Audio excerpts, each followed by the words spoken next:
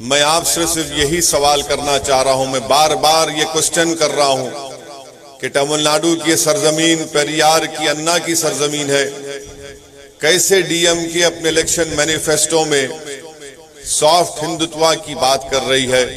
یہ فیصلہ آپ کو کرنا ہے۔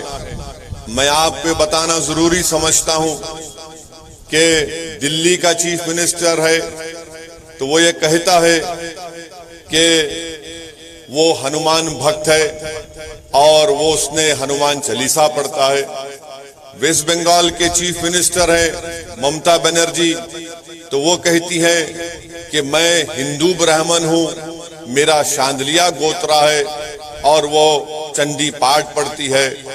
ڈی ایم کے میں اسٹالین صاحب ہیں تو وہ اپنے الیکشن مینیفیسٹو میں کہتی ہے کہ ہم کاشی متھرا جانے والوں کو اتنے پیسے دیں گے۔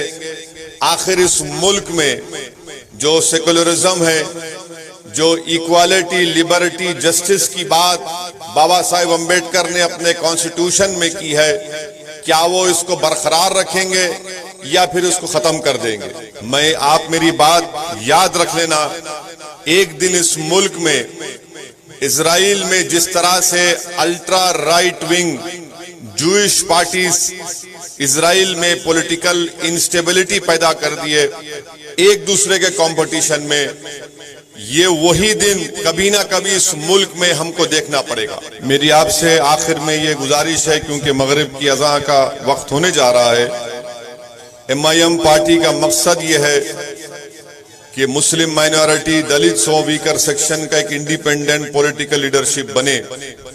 جب تک آپ کی انڈیپینڈنٹ پولیٹیکل لیڈرشپ نہیں رہے گی، انڈین ڈیموکریسی میں جو آپ کو رائٹ فل شیئر ملنا ہے، چاہے ایجوکیشن میں ہو، امپلائمنٹ میں ہو، ایکویٹی میں ہو، پولیٹیکل شیئر ہو، وہ کبھی نہیں ملے گا۔ انڈین مسلمز کا پرابلم، سب سے بڑا پرابلم یہ رہا کہ ہم نے بہت محنت کی، مگر ہم نے اپنی پولیٹیکل انڈیپینڈنٹ لیڈرشپ کو بنانے کے لیے ہم نے جو محنت کرنا تھا اس طرح سے ہم نے محنت نہیں کی۔ میری آپ سے ریکویسٹ ہے کہ میری اس ریکویسٹ پر، اس تجویز پر، اس سجیشن پر آپ سیریسلی غور کریے۔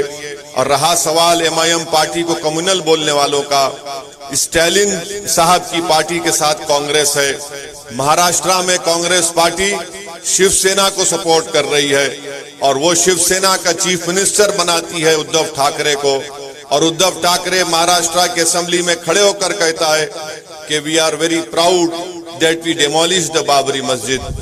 آپ بتائیے یہ کون سا سیکولرزم کا ڈرامہ ڈی ایم کے اور کانگریس پارٹی کر رہی ہے؟ رہا سوال اے ڈی ایم کے کا، تو میں آپ کے اس کانسٹیٹنسی میں پتا کوٹائی میں کھڑے ہو کر ذمہ داری کے ساتھ کہہ رہا ہوں کہ انشاءاللہ تعالیٰ نہ ای پی ایس اور او پی ایس یہ دونوں گھر میں بیٹھنے والے ہیں، الیکشن ہاریں گے، کیونکہ جو مودی کا ساتھ دیتا ہے اور جو بھی بی جے پی کے ساتھ جاتا ہے اس کو شکست ہوتی ہے، پولیٹیکل ابلیوین میں چلے جاتا ہے۔ مجھے یقین ہے کہ آخری الیکشن ہوگا، ای P S O P S کا، اے ڈی ایم کے کا کوئی فیوچر نہیں ہے۔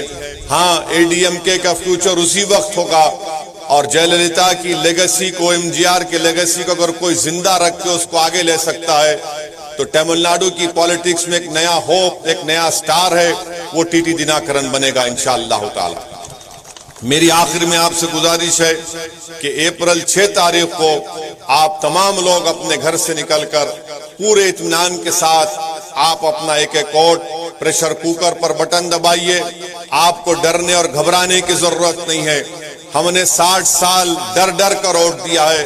آج اسد الدین اویسی، یقیناً میں کوئی قابل آدمی نہیں ہوں، مگر میں آپ کو اپنے جذبات کی ترجمانی کرنے کے لیے میں آپ کو دل سے اپنی بات کہہ رہا ہوں کہ امید کی بنیاد پر ووٹ دو۔ مودی سے ڈرنا نہیں ہے ہم کو، نہ کسی سے ڈرنا ہے، ہم کو صرف اللہ کی ذات سے ڈرنا ہے۔ اللہ ہمارے لیے کافی ہے۔ آپ امید کی بنیاد پر یہاں پر ہمارے نوجوان قابل بی ایل ایل بی اس کینڈیڈیٹ کو آپ کامیاب کریے جس کا نام ایس ڈی ایس سیلون ہے، اور مجھے یقین ہے کہ یہ ان کو آپ کامیاب کرنے سے یہاں کی پتہ کوٹائی کی کانسٹیٹنسی کا ایک بہت بڑا فائدہ ہوگا۔